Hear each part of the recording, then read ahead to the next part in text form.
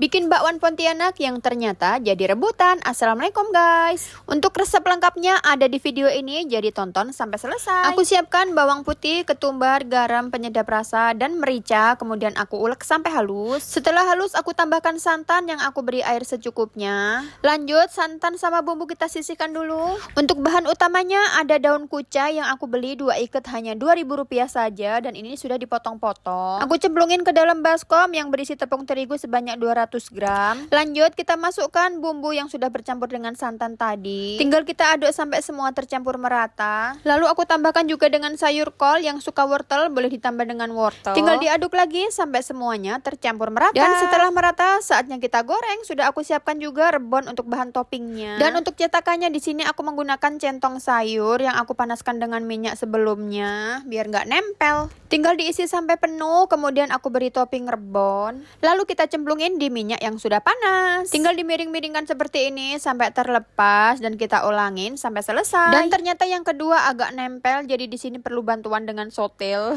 Tinggal digoreng aja sampai kuning keemasan dan setelah matang saatnya kita angkat. Satu adonan tadi jadinya 9 piece bakwan Pontianak yang ukurannya lumayan besar. Dan ini aromanya harum banget. Dan ini aku nggak bikin sausnya karena di kulkas masih punya cuko sisa empek-empek kemarin. Dan pas baru mateng si kakak juga pas pulang sekolah dan si ayah juga pas lagi di rumah, jadi anget-anget gitu langsung jadi rebutan guys. Kalau cemilan seperti ini si Bilal nggak suka karena ada udang-udangnya gitu di atasnya. Dan ternyata setelah comot tinggal sisa 3 dan ini baru pada berhenti. Dan yang masak cuma liatin aja karena bahagia banget nggak sih kalau kita masak jadi rebutan kayak gini. Dan bismillahirrahmanirrahim, saatnya aku cicip dulu guys. Crispy di luar dan lembut di dalam. Yang suka dengan video ini jangan lupa like dan komennya ya guys. Sampai di sini dulu dan semoga videonya bermanfaat. Sampai ketemu di video selanjutnya.